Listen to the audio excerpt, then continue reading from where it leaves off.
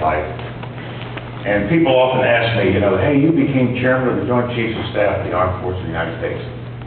#1 position among 3 million soldiers in the military. You also are National Security Advisor to the President Ronald Reagan. And you were chairman not only to President George Herbert Walker Bush, but also to President Bill Clinton. And then in George W. Bush, 43, you were Secretary of State. How did it all happen? I mean, it's ridiculous. How did this all happen? And I smiled, and then some people say to me, well, you were a kid growing up in the South Bronx. If you don't know what the South Bronx is, it's the poorest part of the borough of the Bronx in New York City. Well, you were growing up in the South Bronx, having been born in Harlem, immigrant parents. My parents came here in banana boats. Seriously, banana boats. My mother in 1920 and my father in 1924.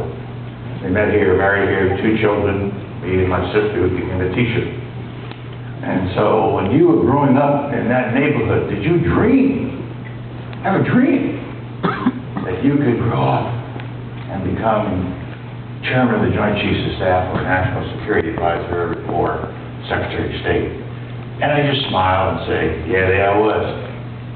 I believe I was about 10 years old. I was standing on the corner of 163rd Kelly Street and said to myself, Sal, you're going to grow up and become chairman of the Joint Chiefs of Staff of the Armed Forces of the United States. No, that ain't the way it happened. It was beyond my dreams. It was beyond any aspirations I could have. I mean, we're talking about the 1940s. We're talking about executive segregated. We're talking about world wars that were going on. We were talking about a black kid who was from immigrant parents who were not particularly well educated. My father was a high school dropout. My mother finished high school in Jamaica before they came here. And they were laborers in New York City. They were in the garment industry and they worked constantly, both. And yet, it happened. It happened because of a number of things that blessed my life. One, these 2 immigrant parents that I had were terrific people. Somebody always asks me, you know, who's the most important person in your life or people in your life? Who they were. You know, they weren't that well educated, but they cared about their family. And they were also part of an extended family. I had all these Jamaican immigrant relatives in my neighborhood. And I don't know if you've ever been around Jamaicans, they will get into your business. Get into your business. And so we lived in a neighborhood called Banana Kelly because that part of Kelly Street had a curve to it, so it was called Banana Kelly. And I had an aunt. The aunts are the ones that are the trouble in the big family. You know what I'm talking about? Yes. You know what? Yes.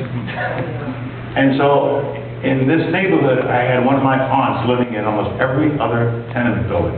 And these women sat in the window all day long, leaning on a pillow, looking down on the street to catch one of us getting in trouble. And if it happened, you're going to be in real trouble when you got home that night, or they come down right now and beat you. And they were always there. Every time I looked up, there was one of them. They never went to the bathroom, they never cooked. They were always up there waiting for us to do something wrong. And that helped me a great deal because we all of us cousins knew that these folks were there to keep us in play. And what they said to us constantly, we have expectations for you. We didn't come to this country to blow it. We didn't come to America. We didn't come on banana boats. We're not working down in the garment industry for minimum wages so that you could stick something up your nose, or you could drop out of school, or you could get in trouble, or you could go to jail. So we have expectations for you, and we expect you to do better than we did. I could never do better than my parents, I don't think. Never thought I could. But I knew what they expected me and my sister and all my extended cousins to do. And the other thing they drilled into us is whatever you do, don't shame the family. Don't shame the family. And there was many a day when I had done something, wrong or got in trouble for something or other. And as I went back to my apartment and waited for my parents to come home to deal with my misdemeanor or felony, whatever I'd done, and I got in trouble. I would just sit there saying, oh God, look, when they come in here, just take a belt and hit me. But don't give me that shame the family bit. But that's what they always did. You shame the family. You shame the family. And that made me feel worse than anything else they could have done or said to me or about me. And they also said we expect you to finish school. Public high school, public elementary school, public middle school. I didn't go to West Point. I didn't go to any of the fancy military colleges, the Citadel, South Carolina, or BMI in Virginia, or Texas A&M. I couldn't go to them in those days because I was black. And they were all white. I couldn't go to them. So I went to school in New York City, public school, kindergarten all the way through college. And it was free. My parents didn't have to pay anything. Because the citizens of the city of New York felt that they had no greater obligation to the city and to the future of the city than to educate children. And that's what they did, and that's what they did for me. I was not a great student. I'm not the one to bring here and say, you all want to go get A's. I hope you do. You should get A's. But man, I was straight C. Kindergarten through college. And I can prove it. Because when I was writing my first book, my memoirs, my life story of being a big shot, I wrote to the Board of Education of the City of New York to refresh my memory as to my grades, and they had every report card from kindergarten through college. You know how shocking that can be to read your report cards from kindergarten through college and see nothing but C, C, D, D, B, D, D, D. That was me. But I couldn't ever think about dropping out. Because if I had ever walked home down that street with all those aunts watching, if I had ever stepped into my house and said, Mom, you know what, I'm not doing that well and I'm tired of this, and I'm going to drop out, then you drop me out. We'll get rid of you and get some other kid. You know? You're not doing this stuff. Oh, no. We didn't come here for you to screw this all up. And so you get your butt back to school, don't even think twice about it. My neighborhood also had a church, and I was baptized in Episcopal. That became my lifelong religion. They also had a library, a public library that I could go to get away from the street. They also had a lot of shops, a lot of immigrant shops. The Jewish baker, the Italian shoemaker, the Jewish candy store owner, the bodegas. I learned about 4 different languages as I grew up in the South. I don't remember much of it, but you'd be surprised how good it is, especially if you speak a little Yiddish. Because I learned a little Yiddish working in a Jewish toy store. And this Jewish toy store I ended up in, happened I was walking by the store one day, and the manager came out, the owner came out. I was about 15 years old, and he said to me, "No, you want to make a few dollars?" Sure. Come, work. And I worked in the store unloading trucks. And after a couple of years of doing that on my summer vacation and at Christmas time, he came up to me one day, and he put his arm around me, and he said, "Colin," my Jewish, Yiddish diminutive name, Colin. He said, "Colin, you're a good worker, but I don't ever want you to think you can stay here in the store. The store will go to my son-in-law. The store will stay in the family.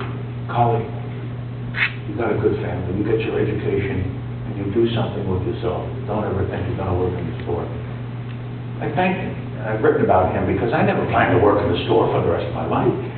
But he thought enough about me. He thought enough about me to say, "Go get your education." And that's what I did. Straight C, all the way through. Amen. It wasn't that I was dumb, obviously not dumb. It's just that I was kind of undirected. I didn't know what I wanted. I entered college when I was still 16. What do I know from anything? And I nevertheless knew that education was important and I had to get it. And I knew that my parents would never accept a kid who dropped out of high school. And so finally, after I'd been at the City College in New York for about 4.5 years, studying geology, I had flunked out, I dropped out of engineering. You need engineering. I dropped out of engineering and gone into geology to stay in school and get a degree. But I found the ROTC, which is military training, as you know. And in ROTC, I found guys like me, poor immigrant kids, who were planning to get some military training. Some of them would go in the Army, some would not. But I found a new family, I found a tribe, I found a bunch of guys that I could hang out with. We all had immigrant parents that are keeping us in play. And so that turned me on. That's it, man. And I got straight A's in ROTC. And so after I'd been there about 4.5 years, the administration of the college said, well, what are we going to do with this? Is he ever going to leave? And they said, well, look at his grades in ROTC. They're so good. So let's roll his ROTC grades in with his other grades and see what it gives us. So they did. It brought me up to 2.0. Good enough for government work. Get him out of here. We'll never see him again. And then I'm back. And I have been back in my college many times now. And they named the whole school, the college, after me. Wow. It's called the Colin Powell School for Civic and Global Leadership. It's part of the City College of New York now. They did it 3 years ago. And they wanted to recognize the fact that I came out of those modest circumstances and drove to the top of my profession. And people often say, well, how did it, you got out of school, but how did you make it through the Army? Things were still segregated then. People were looking down at you because you were black. Even in the military, where integration had occurred, we're sure that people were kind of wondering if you could make it just because you're black. I said, yeah, I faced that for my entire career. But here's what I'll never forget. When I left New York and went into the Army at age 21 as a brand new lieutenant, I went to the infantry school at Fort Benning, Georgia, right outside of Columbus, Georgia. And the sergeants who were in charge of us at that time said to me, now listen, Lieutenant Powell, yes sir, remember, we don't care if your parents are immigrants, we don't care if you're black. We don't care if you grew up in Harlem or the South Bronx or anywhere else. So don't walk in here giving us any of that hard luck stuff. We don't care. You're now in the Army, you're green like all the rest of us. Well, hello. You're green like all the rest of us. And the only thing we care about is, do you perform? And do you have potential to go up? And that was it. It was 1958. It was 4 years after they formally ended segregation in the Army. The country was still segregated. Fort Benning was integrated, but Columbus right outside was as segregated as it could be. So segregated that once when I came back from Vietnam, I'd been hurt, a new family. I was driving back to the base one night and wanted to get a hamburger, and went up to the hamburger stand, and the nice young lady there said, are you an African student at the infantry school? No. Are you a Puerto Ricano at the infantry school?